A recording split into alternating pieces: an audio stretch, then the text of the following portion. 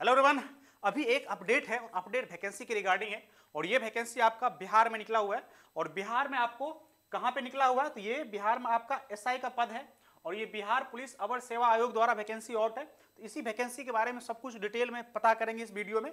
तो चलिए तो बारी बारी देखते हैं। नम लेवल क्या है जॉब की, इसकी मतलब सीमा, उम्र सीमा क्या होगी, ठीक है, एलिजिबिलिटी क्या होगी, एग्जाम की पैटर्न क्या होगी। तो सारे चीज को बारी बारी एक एक करके पॉइंट को देखते हैं। तो आइए, पहला पेज पे जो आपको ये कह रहा है, ये सबसे पहले है जो ऑनलाइन आवेदन की अंतिम तिथि दे रखा है 27 मार्च का, मतलब अभी 27 मार्च का लास्ट डेट है।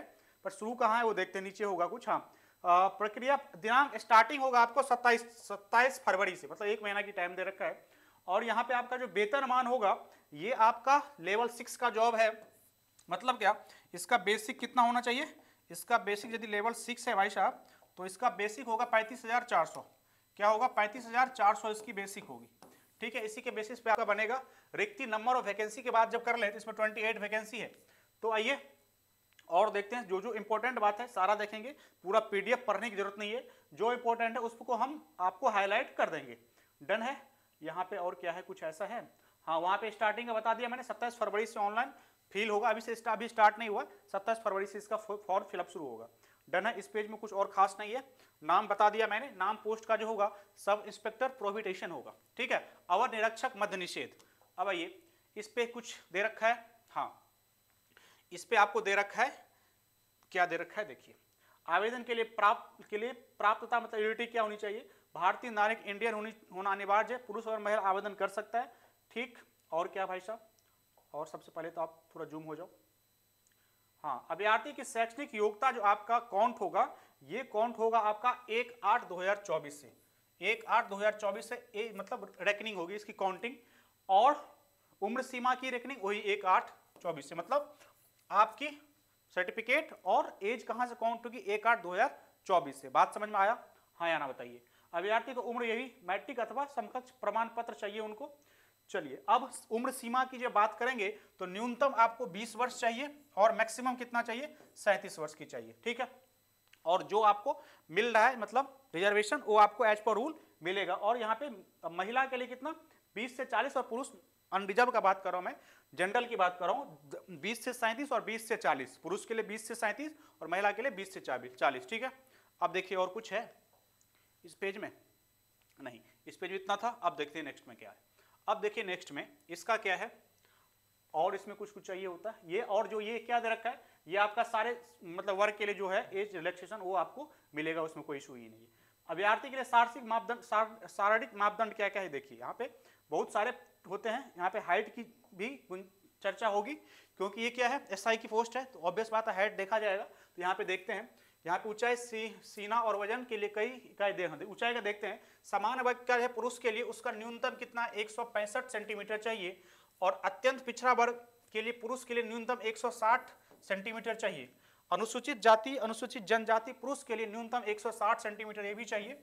और सभी वर्ग के महिलाओं के लिए न्यूनतम ऊंचाई कितना? 155 चाहिए सभी के लिए। इसमें आपका ये नहीं है, रिजर्वेशन वाला सिस्टम इसमें नहीं है।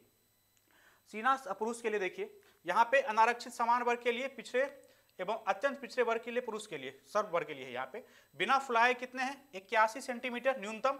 और 86 फुलाए मतलब 5 सेंटीमीटर आपको मतलब फूलना चाहिए, सही है। फूलने के बाद सीना। और देखिए और नीचे है अनुसूचित जनजाति पुरुष के लिए नीचे होगा, फुलाने के बाद कितना? 5 सेंटीमीटर होना चाहिए, ठीक है। अब अगला पेज पे आइए, अगला पेज इसको देखिए। हाँ, वहां पे जो मैं अनुसूचित वाला पढ़े थे, इसका कितना? 79 न्यूनतम और 84 है कितना मतलब फुलाकर, बिना फुलाए 79 और 84 है फुलाकर, ठीक है। अब देखिए वजन की बात जब करेंगे, सभी वर्ग के महिला उम्मीदवारों के लिए न्यूनतम 48 केजी चाहिए। महिला के लिए 48 केजी का वजन चाहिए ही चाहिए मिनिमम। ये बात यहाँ पे स्पष्ट रूप में लिख दिया गया है। डन है। और आइए उसके बाद एग्जाम पैटर्न क्या होगा इसको देखिए। नियुक्ति की प्रक्रिया में लिखित प्रतियोगिता होगी, टायर 1 होगा, टायर 2 प्रथम चरण में क्या होगा? प्रथम चरण में इसको मैं देखता हूं क्योंकि इंपॉर्टेंट है, एग्जाम पैटर्न जानना बहुत जरूरी है। तो भाई साहब देखिए, प्रारंभिक परीक्षा में 200 अंकों का एक पत्र होगा, जिसमें प्रश्नों की कुल संख्या 100 होंगे एवं परीक्षा की अवधि 2 घंटे की होगी। उक्त पत्र के समान ज्ञान और समसामयिक मुद्दे के संबंध प्रश्न पूछे जाएंगे। इसमें 30% से कम अंक प्राप्त करने वाले अभ्यर्थी मुख्य परीक्षा के लिए असफल घोषित किया जाएगा। इस पॉइंट पे ध्यान ही नहीं देना है। आज तक कोई एग्जाम का 30% निकला है रिजल्ट? छोड़िए, ये तो कुछ है ही नहीं बात। हाँ, ये बात है जो टायर 1 में जब पास करेंगे तो उसके लिए 20 गुना स्टूडेंट को टायर 2 के लिए बुलाया जाएगा। ठीक है, द्वितीय चरण में बात करते हैं। ये टायर 1 की बात होगी, सिलेबस भी आपको इन शॉर्ट में बता ही दिया गया है। प्रारंभिक परीक्षा में सफल अभ्यर्थियों को मुख्य परीक्षा में शामिल होने के अवसर प्रदान किए जाएंगे। मुख्य परीक्षा में 2 पत्र होंगे। प्रथम 200 अंक के समान, प्रथम 200 अंक का समान हिंदी होगा। ठीक है, क्या होगा? समान हिंदी होगा 200 नंबर की, जो 2 घंटे के होंगे और 100 प्रश्न होंगे। उसमें क्या होंगे? 200 नंबर, 100 प्रश्न, और न्यूनतम 30% अंक प्राप्त करना अनिवार्य होगा, अन्यथा उनका अयोग्य घोषित कर दिया है। मतलब ये क्वालिफाइंग हिंदी जो होती है, जो एसआई में भी, नॉर्मल एसआई में भी होता है, वही सेम पैटर्न भी यहाँ पे दिख रहा है, वही पैटर्न है। इसमें हिंदी होगा और 30% इसमें लाना जरूरी है आपको। द्वितीय पत्र जो होगा, जिसपे आपकी मेरिट बनेगी, द्वितीय पत्र समान अध्ययन, समान विज्ञान, नागरिक शास्त्र, भारतीय इतिहास, भारतीय भूगोल, गणित एवं मानसिक योग्यता, मतलब मैथ और रीजनिंग की भी क्वेश्चन आएंगे जहां संबंधित होंगे द्वितीय पत्र में। ठीक है, अब आइए, अब आगे चलते हैं। और क्या दे रखा है इसमें?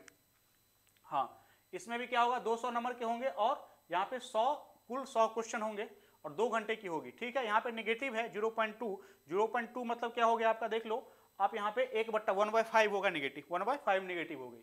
ठीक है, मुख्य परीक्षा के आधार पर रिक्तियों के 6 गुना अभ्यर्थियों को चयन कोटिवत मेधानुसार किया जाएगा। मतलब दौड़ फिजिकल के लिए टायर 2 में 6 टाइम्स आदमी मतलब स्टूडेंट को बुलाए जाएंगे। ठीक है, तृतीय चरण आपका क्या होगा? शारीरिक योग्यता दक्षा परीक्षा होगी, जिसकी 4 कैटेगरी होती है, जो एसआई में भी होता है। सेम पैटर्न, सब कुछ सेम है। तो यहाँ पे चारों कैटेगरी को एक बार देख लें, क्योंकि फिजिकल एक ऐसा चीज है जो आपको 10 दिन में, 15 दिन में कंप्लीट नहीं हो सकता। यदि आप ये वैकेंसी उसके लिए बेस्ट है, जो एसआई का प्रिपरेशन कर रहे हैं, वो कम वैकेंसी देख के ऐसे ना करें, ना भरे, एक ट्रायल के रूप में इसको ले सकते हैं। ठीक है, मतलब 28 देख के मतलब नहीं भरेंगे। यदि आप तैयारी कर रहे हैं, मैंने हमेशा बोला, जब कोई भी एग्जाम का आप तैयारी कर रहे हैं, उसके समकक्ष कोई उस सेम पैटर्न पे एग्जाम आता है, तो उसमें आप ये मत देखिए कितना वैकेंसी है, उसको एक अपॉर्चुनिटी की तरह देखिए और उसको फॉर्म भरिए, क्योंकि आपको मेन एग्जाम नहीं है ना, आप तो कुछ और टारगेट कर रहे हैं। उसके साइड में यदि सेम एग्जाम चल रहा है, सेम पैटर्न चल रहा है, सेम सिलेबस है, तो उसको देने में कोई दिक्कत नहीं है। ठीक है, उसको मॉक के तौर पर ले लीजिए आप। डन है। चलिए आइए, अब यहाँ पे देखिए शारीरिक में क्या क्या होगा। सभी कोटि पुरुष के लिए A1.6 मतलब 1600 मीटर की दौड़ होगी, जो 6-6.5 मिनट में, दरोगा में भी सेम है। सभी कोटि महिला के लिए कितना है? 1 किलोमीटर की दौड़ कितने? 6 मिनट में चाहिए। ठीक है, ऊंची कूद सेकंड नंबर पे जो आती है, इसमें क्या है? न्यूनतम 4 फीट से कम कूदने वालों नहीं होगा, 4 फीट कूदना पड़ेगा और सफल हो जाएंगे 4 से कम में। महिला का 3 फीट कूदना तय मतलब जरूरी है। लंबी कूद में 12 फीट होता है, इसमें भी 12 फीट है, एकदम सही है। महिला के लिए कितना? 6 फीट, 9 फीट। ठीक है, बात समझ में आई गई। अब एक लास्ट वाला जो होगा, जो गोला फेंक होगा। डन है। आइए, यहाँ पे क्या होगा? वो 9 फीट कूदने वाले महिला, हाँ ये तो सही है। यहाँ पे कितना? पुरुष के लिए कितना? 16 पॉइंट की गोला फेंकना पड़ेगा, 16 फीट तक। और महिला के लिए कितना है? 10 फीट तक ना? नहीं, महिला के लिए 12 फीट तक गोला 10 फीट फेंकना होगा। अब महिला के लिए 12 पॉइंट का 10 फीट तक। ठीक है, 16 पॉइंट का 16 फीट तक। बात समझ में आया? हाँ या ना बताइए, इस समय कंफ्यूज मत करिएगा। डन। अब आइए, और 6.5 से कम में करिएगा तो काम नहीं चलेगा, ये बात तो लिखा होगा मेधा सूची में। हाँ, जिस इसी चारों में से कोई भी यदि आप प्रॉपर नहीं कर पाएंगे तो आप अयोग्य घोषित कर दिए जाएंगे। डन है। अब यहाँ पे रिक्तियां को ये बांटा हुआ है अपना, इसमें इसको छोड़िए। अब देखिए, महिला के प्रावधान, आरक्षण, ये आरक्षण कट ऑफ छोड़िए। अब देखिए ऑनलाइन आपका जो है, यहाँ पे क्या होगा?